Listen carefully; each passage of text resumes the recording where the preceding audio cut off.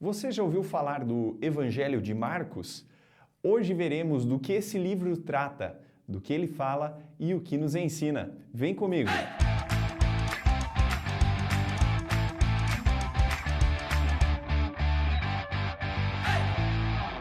O livro de Marcos contém 16 capítulos e está localizado entre os evangelhos no Novo Testamento.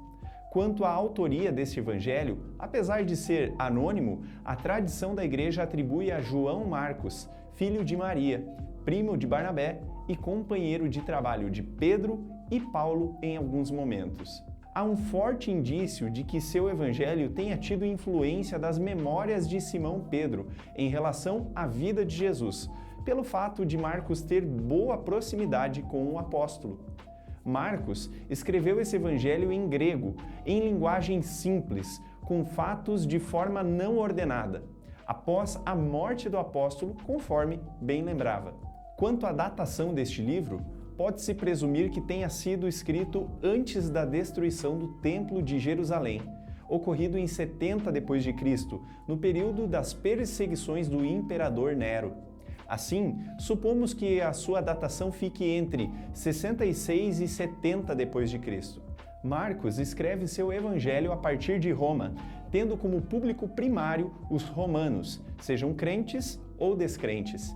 Também, Marcos apresenta Jesus como o servo, que veio servir e entregar a sua vida para resgatar a humanidade. O contexto histórico da época era de grande perseguição ao cristianismo, sendo que, possivelmente, nessa época, os apóstolos Pedro e Paulo possam ter sido martirizados. É diante desse quadro que Marcos escreve seu evangelho, buscando encorajar os leitores a tomarem a vida de Cristo como exemplo de coragem e força, apesar dos sofrimentos, pois Jesus foi o servo sofredor, embora fosse o Filho do Homem.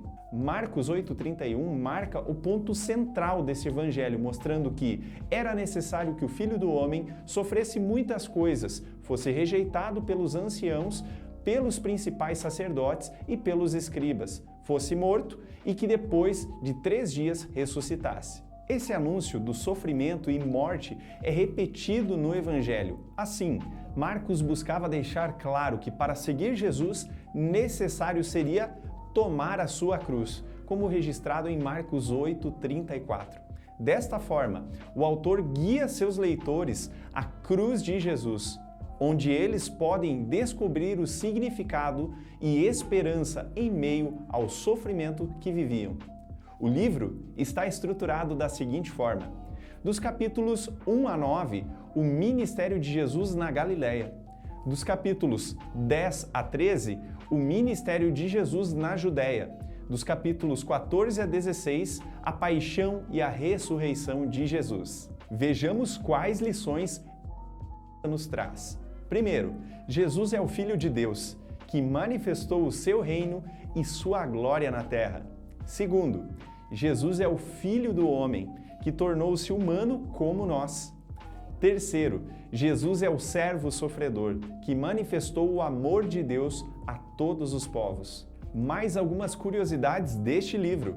Além de ser o evangelho mais curto, o livro é extremamente objetivo e intenso, apresentando um enredo em movimentos muito rápidos.